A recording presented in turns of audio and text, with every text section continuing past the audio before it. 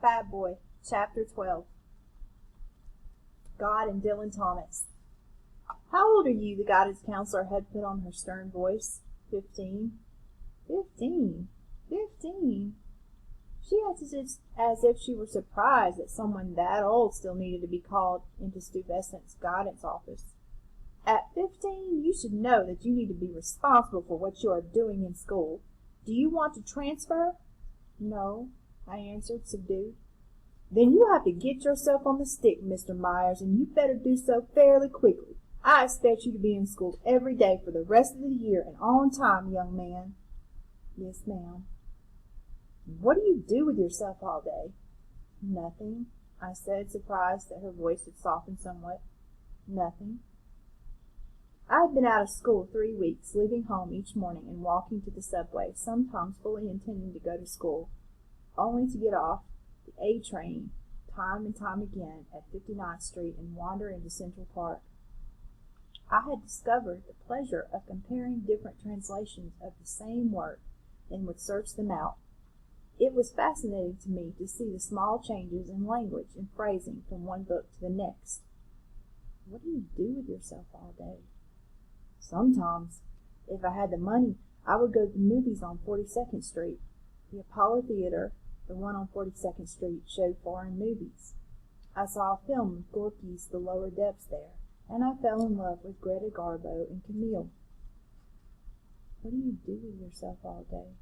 Sometimes I would go to Riverside Drive and look out blindly over the dreary Hudson River. I would take my notebook and write dark poems, which I would often later discard. They always said too much about me, and then again, never quite enough. So, young man, the counselor had said, putting on her the interview is over voice, I expect quite a lot of improvement from you. You have this term and 1 more year to get yourself together and go on to college. Now report back to your homeroom teacher first and then your class. I nodded, gathered my books, and walked out of the school. Years later, I saw a movie called Ferris Bueller's Day Off, in which Ferris, the hero, was happily defiant and disdainful of the system. Everyone in his school was a cut below Ferris, as were his parents. His day away from school, replete with all the money he needed to enjoy the romp with his friends, was one of triumph. I didn't want to be defiant. I wanted to be in the system that I was walking away from, but I didn't know how to get in. The school sent the end-of-year report card, and I read it, surprised that I had passed some of the classes I had rarely attended. They were looking for a way to pass me, and if I had passed the end terms, they moved me on. I resolved to do better the next year again. Summer, the Amsterdam News assessed the chances of the Brooklyn Dodgers. If they lost again, it would be a blow to the chances of blacks in the major leagues, they said. The Dodgers had more black players than anyone, and the Yankees had very few. The Yankees were a white team. I had lost faith in the Dodgers' ability to win a World Series, but I still loved them. I played little ball during the summer. There was a coaches' tournament up at City College that I did get into, but my growing depression was affecting my game. I didn't believe in myself anymore. I was thin, weighed less than 175 pounds, and fast enough to play guard, but the guys in the tournament were good. Some players came up from Philadelphia. Wilt Chamberlain was one of them. Ball players knew where the important games were going to be held, and the best ball players from all over the city were at the games. Coaches or scouts from around the country also attended. There were a few professional black basketball players in the National Basketball League, but not that many. The big push was to find players who might play college ball. I watched mostly from the sidelines and got into one game briefly, only to discover that the players were a whole level better than me. I got caught in a blind switch and found myself standing behind Chamberlain. He backed into me, and I felt his butt in my chest. I grabbed him when the ball came into the paint, and he went up as if he hadn't even noticed me hanging on. There was a lot of talk about basketball scholarships, and I thought about trying to get up my interest in ball again. I played more that summer than I had for a while and began to see weaknesses in my game. Or perhaps it was just that whenever I looked at myself, I saw weaknesses where a few years earlier I had seen strength. Fatty, my basketball coach, told me that my first step to the basket was good, but my second step was weak. Your first step has to get you into position to get past the defender, he said. The second step has to be strong enough to prevent him from recovering. I went to the playground every morning to practice that second step. On my way home to one of these practice sessions, I saw Frank for the first time. It was early morning, and the park was still empty of the hordes of kids who filled it each day. I was headed toward the first court when I saw a fight at the far end of the courts. There were 3 guys circling one. They took turns swinging at the guy in the middle, who was clearly not a good fighter. I went closer. One of the attackers had a chain, and the other 2 were using fists. They were all about my age, maybe a year or so older. The fight wasn't my business, but somehow I was drawn to it. I moved very close to them, getting into their space, and was told to get lost before I got my face broken. I hit the guy who spoke to me, the one with the chain. His knees buckled and he went down. The fellow being attacked, given a moment's respite, fiercely attacked one of the others. In a moment, the 3 attackers were running toward the fence surrounding the basketball courts and climbing over it. They stopped long enough to issue threats from where they stood on the grass surrounding the basketball courts. Then they moved on. The guy who had been attacked thanked me, and I asked him what the fight had been about. He was 6 feet with light mottled skin and sandy brown hair with a streak of even lighter hair near the front. His eyes were large and pink-rimmed. He told me that the guys had wanted to rob him and had started the fight when they found out he didn't have any money. He told me that his name was Frank Hall, and I told him mine. We walked out of the park together, and he thanked me for helping him out. "You don't mind fighting?" he asked. I shrugged. No, I didn't like fighting, I thought, but something inside me was happy about being in the fight. It had mattered so much that it was 3 against 1.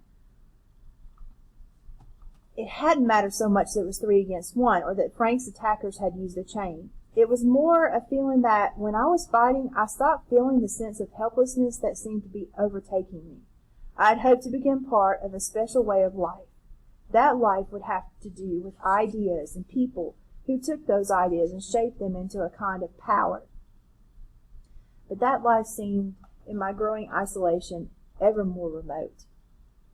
It was as if I were standing on the sidewalk on the main drag of my existence, looking through the glass at all life's goodies, but could not find an open door. Smashing the window would not make me welcome, but it would say I was there. Frank offered me half of the money he did have, and I refused it. He told me he lived near 116th Street. I didn't make much of the fact that he didn't give me an exact address. We said goodbye in front of my house. At home, 2 women friends of a mother sat with her in the kitchen. Miss Daly and Louise were drinking beer.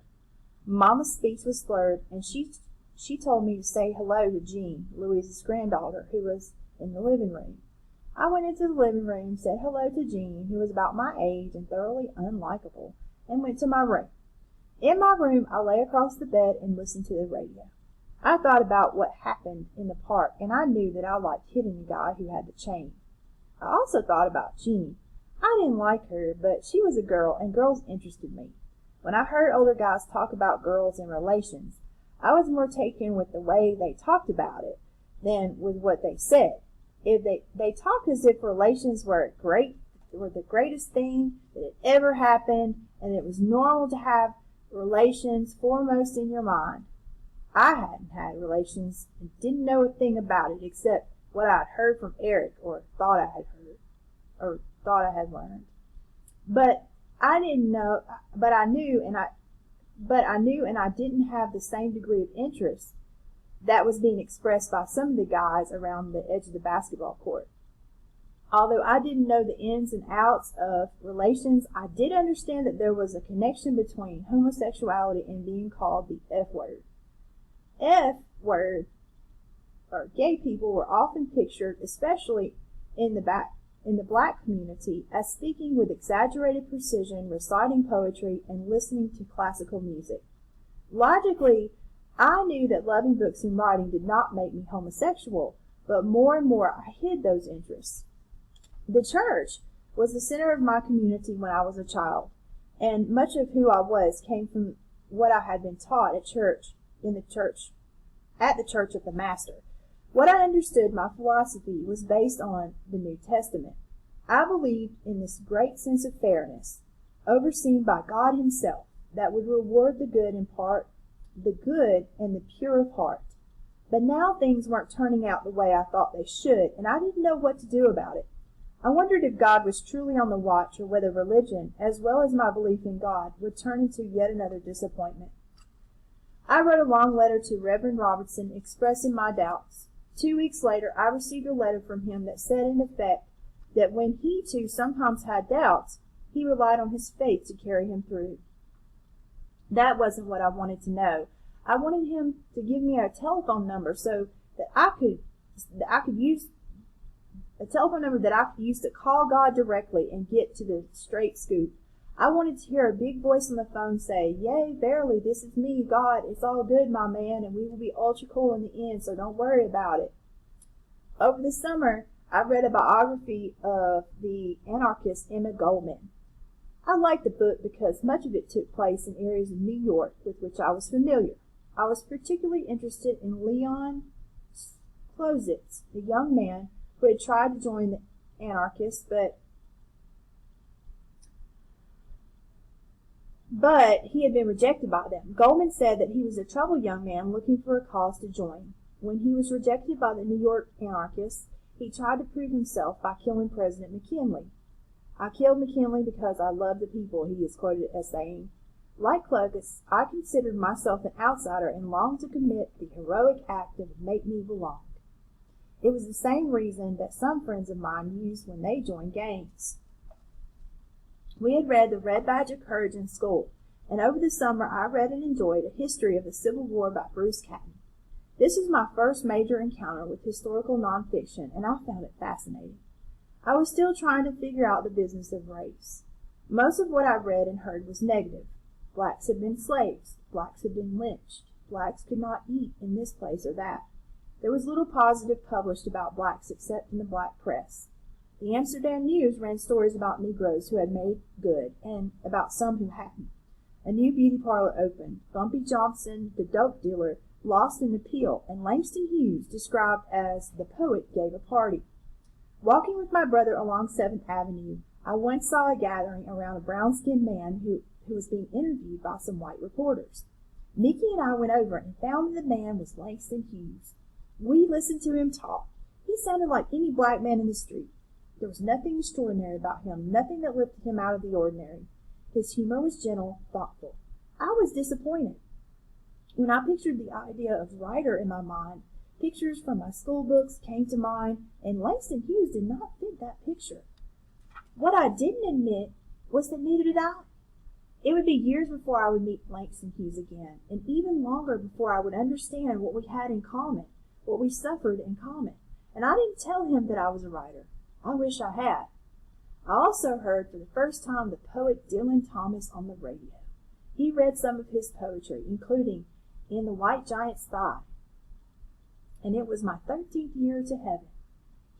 He was said to frequent the White Horse, a bar on the west side, and I went down to the bar, wearing my blue sports jacket, which I thought made me look older. The bar was full of beer drinkers, all white, and at least in their 20s, if not older. I ordered a Coke, but the bartender, who wasn't a bit fooled about my age, told me to leave. I asked the bearded man sitting in the bar if Dylan Thomas was there. He said he had been there, the man said, and had already been carried out drunk. The man who related the story seemed disgusted by Thomas, but the whole scene was exciting to me. That the man who had written and recited his poetry had been carried out drunk was wonderfully romantic. I wanted to do something wonderfully romantic to fulfill my idea of what I thought a writer should be. Dylan Thomas, with his high ethereal voice and poetry that was at times incomprehensible, fulfilled that idea, whereas Hughes, writing about ordinary people and about a very mundane Harlem, did not fulfill that idea. "What are you writing about?" a student asked me in Stuyvesant when I returned in September, full of hope and resolve. "What are you trying to do with your poems?" What I was trying was not to do anything.